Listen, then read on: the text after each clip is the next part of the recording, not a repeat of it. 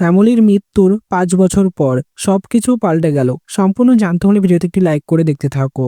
আবারও জমজমাট জি বাংলার কোন গোপনে মন ভেসেছে ধারাবাহিকের গল্পে বর্তমানে যেটা দেখা যাচ্ছে, অরুণভ শ্যামলীকে কিডন্যাপ করে নিয়েছে। এবার তার প্ল্যান হচ্ছে শ্যামলীকে চিরকালের মতো পৃথিবী থেকে সরিয়ে দেবে। তেমন ভাবে এগিয়ে যাচ্ছে। অনিকেত তো বুঝতে পেরেছে সবটা অরুর কাজ। তখন অরুর কাছে এসে তার গায়ে হাত তুলে পর্যন্ত মেরেছে আর বলেছে, বল শ্যামলী কোথায়। কিন্তু অর্ণব তো স্বীকার করেনি। এবার অর্ণব প্রচন্ড রেগে গেছে। সে যে করেই হোক শ্যামলীকে শেষ করে দেবে। সে একটা কল করে দিল তাদের গুন্ডার কাছে এবং শ্যামলীকে শেষ করে দেওয়ার জন্য বলল। তারা অলরেডি শ্যামলীকে মেরে ফেলার জন্য চেষ্টা করছে। শেষমেশ দেখা গেল শ্যামলীকে মেরেই ফেললো। শ্যামলীর খোঁজ আর কেউ পায়নি। অনিকেত বা অনিকেতের ফ্যামিলি কেউ পায়নি।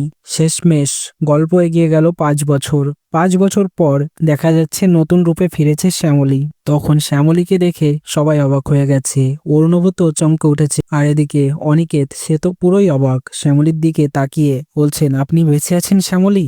এদিকে শ্যামলী তো একদম নতুন রূপে, তার কোনো স্মৃতি মনে নেই। তো এইভাবেই শ্যামলীর মৃত্যুর পর ৫ বছর পর গল্প এগিয়ে যাবে। তোমাদের সেটা কেমন লাগবে তো অতি অবশ্যই কমেন্টসে জানিয়ে এখনই সাবস্ক্রাইব করে নাও আমার ইউটিউব চ্যানেল। ধন্যবাদ সবাইকে।